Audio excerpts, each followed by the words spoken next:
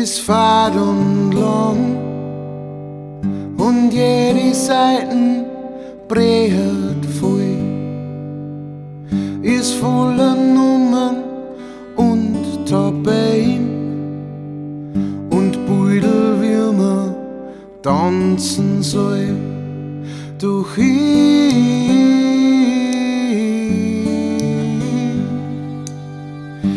mag das, wenn du liest für mich und du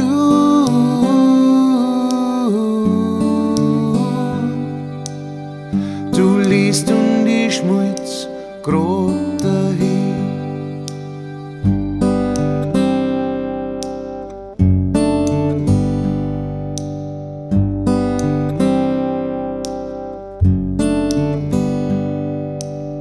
Das Buch von der Lieb ist voller Musik. Tatsächlich kommt da die Musik her.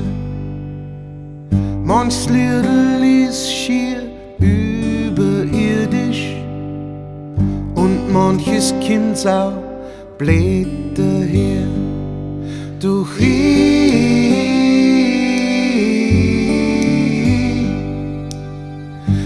mag das, wenn du singst für mich und du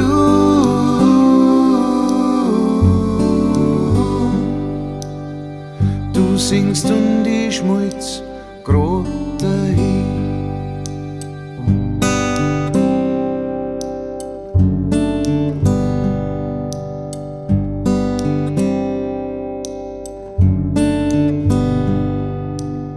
Das Buch von der Lieb ist fad und lang, vor langer Zeit ist aufgeschrieben worden, ist voller Blärmi und kleine Herzl und so viel, das keiner begreifen kann.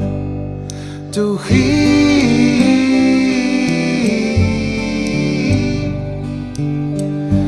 mag das, wenn's mir Geschenke bringst und du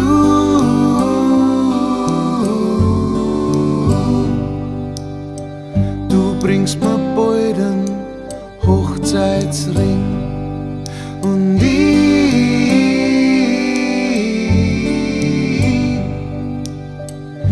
mag das, wenn's mir Geschenke bringst und du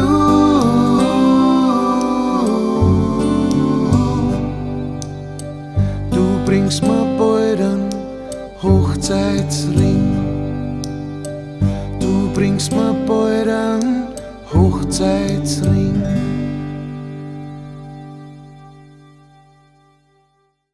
Ja, das war The Book of Love von den Magnetic Fields, Stephen Merritt und den Magnetic Fields von der Platten 69 Love Songs, die sehr zu empfehlen ist. Also, was heißt Platten, ist eine Dreifach-CD, glaube ich. Aber in Zeiten von Streaming ist ja das wurscht. Einfach durchstreamen. Welche der schönsten Lieder überhaupt. Ich habe mir jetzt dazu entschieden, es nicht in der Tiefe zu grummeln, wie das der Stephen Merritt macht. Das habe ich nämlich in der ersten Version, den Song habe ich schon mal aufgenommen, gemacht. Und es hat mich immer geärgert, weil ich bin einfach kein Bass. Und hat mir nicht taugt. Jetzt haben wir gedacht, das ist doch mal so ein Song, der es wert ist, noch mehr aufzuarbeiten. Ich bin ein großer Fan von den Magnetic Fields, im Speziellen auch von dem Album 69 Love Songs, aber nicht nur dieses Album.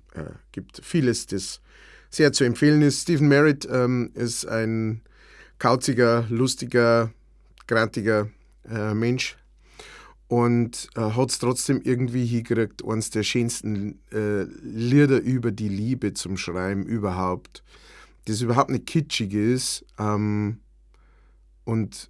ja, finde ich wunderschöne Beutel macht. Es gibt eine tolle Version von diesem Song, der sehr viele Jahre später rausgekommen ist. Ich glaube 15 oder 20 Jahre später, 15 Jahre später, meine ich. Ich weiß es nicht mehr. Auf jeden Fall von Peter Gabriel.